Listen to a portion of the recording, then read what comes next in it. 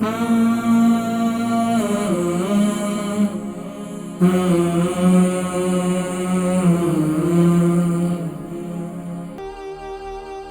کے منہ پکا ہوا ہے، اس میں کوشش یہ کریں کہ اول آخر درود شریف پڑھ کر جب بھی بچے کو دودھ پلائیں تو سورہ کوثر پڑھیں۔ کالر السلام علیکم۔ جی السلام علیکم۔ وعلیکم السلام ورحمۃ اللہ وبرکاتہ۔ جی میری کون بہن؟ حکیم صاحب آپ کیسے ہیں؟ ٹھیک ہے الحمدللہ الحمدللہ میری بہن، کیا نام ہے آپ کا؟ جی مسز جمیل۔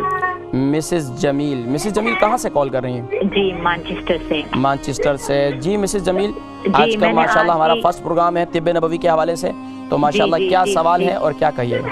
جی حکیم صاحب مجھے بہت خوشی ہوئی ہے کہ آپ ٹی وی پہ آئے ہیں اور ہمیں کچھ سیکھنے کو اور بہت کچھ سیکھنے کو ملے گا انشاءاللہ ضرور ضرور۔ جی حکیم صاحب میں نے پوچھنا تھا، میری بیٹی ہے 6 مہینے کی اور وہ بریسٹ فیڈنگ کرتی ہے، بہت زیادہ دودھ پھینکتی ہے، جب بھی دودھ پیتی ہے نا اس کے بعد وینٹ کر کے تو وہ دودھ بہت پھینکتی ہے، تب تک پھینکتی ہے جب تک وہ بالکل خالی نہیں ہو جاتی، اس کے کپڑے ہر دودھ کے بعد بدلنے پڑتے ہیں اور کارپیٹ سب کچھ گندا کر دیتی ہے، سب دن میں جتنی دفعہ وہ دودھ پیتی ہے نا اسی طریقے سے اتنی دفعہ اس کو بدلنا پڑتا ہے۔ ہم ڈاکٹر کے بھی پاس لے کے گئے ہیں لیکن انہوں نے کوئی دوائی نہیں دی اس کو، وہ کہتے ہیں بیبی بہت چھوٹی ہے۔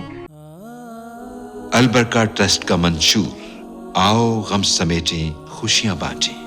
البرکہ ویلفیئر ٹرسٹ انٹرنیشنل نے پیدائش کی خوشی سے لے کر موت کی غمی تک انسانی ضروریات کو مد نظر رکھتے ہوئے یتیموں، بیواؤں، بے سہاروں، ضرورت مندوں اور سفید پوشوں کی مدد کو عبادت سمجھتے ہوئے اس عظیم فریضے کو سر انجام دے رہی ہے۔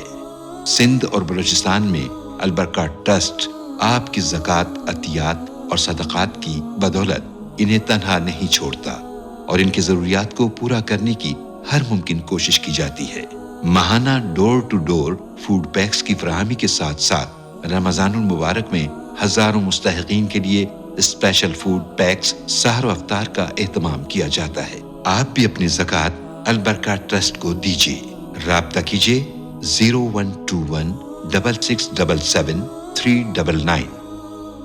مسز جمیل، اگر آپ دیکھ رہی ہیں تو بچے کا منہ پکا ہوا ہے، مجھے یہ محسوس ہوتا ہے بچے کے منہ پکا ہوا ہے، اس میں کوشش یہ کریں کہ اول آخر درود شریف پڑھ کر جب بھی بچے کو دودھ پلائیں تو سورہ کوثر پڑھیں، سورہ کوثر پڑھیں اول آخر درود شریف کے ساتھ 11 مرتبہ اور اسے دودھ پلائیں تو انشاءاللہ اللہ تبارک و تعالی انشاءاللہ یہ معاملہ جو ہے اس کا حل فرما دیں گے۔ باقی اپنے ڈاکٹر سے، جی پی سے لازمی طور پر مشورہ کریں۔